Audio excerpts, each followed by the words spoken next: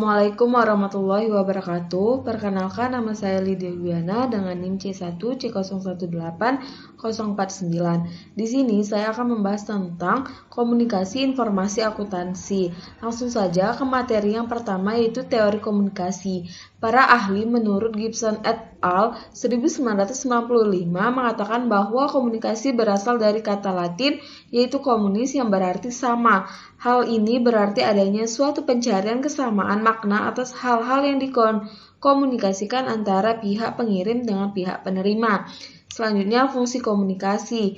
Komunikasi sebagaimana dijelaskan oleh Robbins memiliki 4 fungsi utama dalam suatu kelompok atau organisasi, yaitu pengendalian, motivasi, pengungkapan emosional, dan informasi. Komunikasi bertindak untuk mengendalikan perilaku anggota dengan beberapa cara, menjelaskan kepada para karyawan apa yang seharusnya dilakukan. Komunikasi yang terjadi di dalam kelompok tersebut merupakan mekanisme fundamental dengan mana anggota-anggota menunjukkan kekecewaan dan rasa puas mereka. Fungsi terakhir yang dilakukan oleh komunikasi berhubungan dengan perannya dalam mempermudah pengambilan keputusan. Selanjutnya yaitu model-model komunikasi. Yang pertama, model Lasswell. Model tersebut sederhana tetapi kurang memiliki sejumlah elemen yang diperlukan untuk memahami proses komunikasi. Yang kedua, model Shannon-Weaver. Claude Shannon and Warren Weaver 1949 mengembangkan model matematis dari komunikasi, yang model tersebut dikembangkan untuk menjelaskan komunikasi melalui alat perantara seperti telepon atau korespondensi tertulis. Yang ketiga, model SMCR-Berlow. Model ini menyarankan arus informasi satu arah dari suatu sumber kepada penerima tanpa umpan balik, dan model ini juga tidak memasukkan konsep gangguan. Yang keempat, model Wesley-McLean.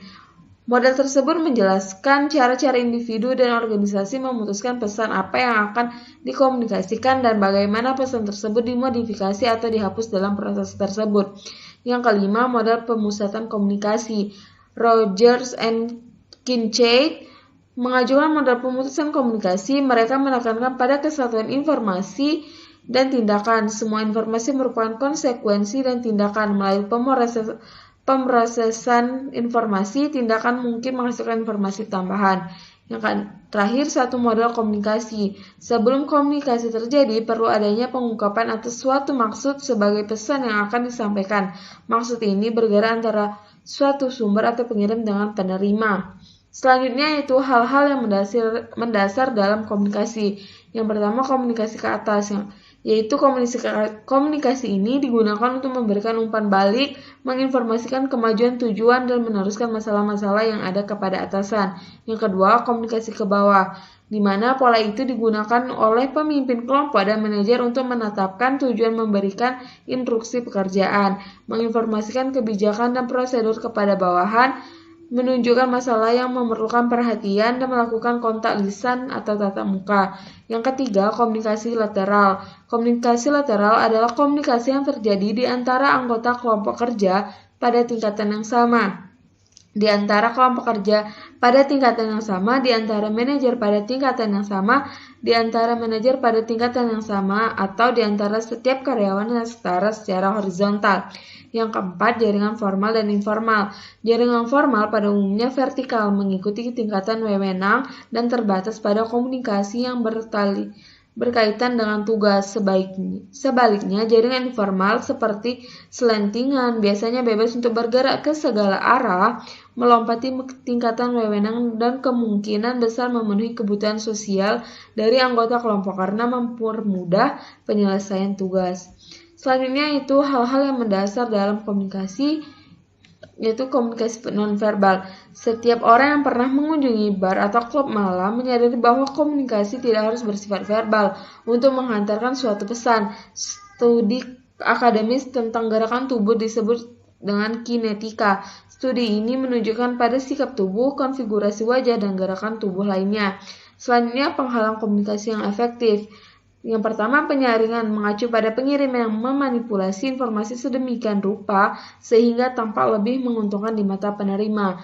Yang kedua, persepsi selektif, muncul karena penerima dalam proses komunikasi tersebut melihat dan mendengar secara selektif berdasarkan kebutuhan, motivasi, pengalaman, latar belakang, dan karakteristik. Yang ketiga, defensif ketika orang yang merasa terancam cenderung bereaksi dengan cara mengurangi kemampuan mereka untuk mencapai pemahaman timbal balik.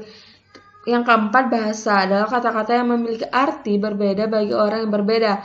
Makna kata-kata tidaklah dalam kata-kata itu sendiri, maknanya ada pada diri penerima. Selanjutnya itu variabel-variabel yang berpengaruh pada komunikasi akuntansi. Yang pertama ada sumber, yang kedua kredibilitas sumber, yang ketiga kesamaan antara penerima dan pengirim sumber. Yang keempat pesan, yang kelima organisasi pesan, yang keenam perlakuan pesan. 7 saluran, 8 penerima, 9 analisis penerima, 10 analisis jaringan, dan 11 umpan balik. Selanjutnya masalah-masalah terbaru dalam komunikasi. Yang pertama, penghalang komunikasi pria dan wanita. Hakikat dari riset Tannen adalah bahwa pria menggunakan pembicaraan untuk menekankan status, sedangkan wanita menggunakannya untuk menciptakan koneksi. Yang kedua, komunikasi yang benar secara politis. Kebanyakan dari kita menyadari sedalam-dalamnya bagaimana perbendaharaan kala kita telah dimodifikasikan untuk mencerminkan ketepatan politis. Kita harus peka terhadap perasaan orang lain. Yang ketiga, komunikasi lintas budaya. Faktor-faktor lintas budaya jelas menciptakan potensi masalah komunikasi yang meningkat. Yang keempat, komunikasi elektronik.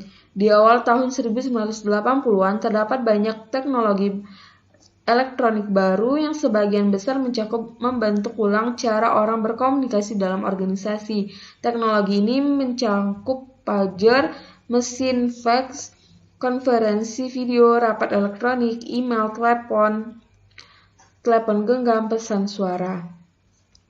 Terima kasih. Demikianlah pemaparan materi yang dapat saya jelaskan. Lebih dan kurangnya saya mohon maaf. Saya akhiri, wabillahi taufiq wal hidayah. Wassalamualaikum warahmatullahi wabarakatuh.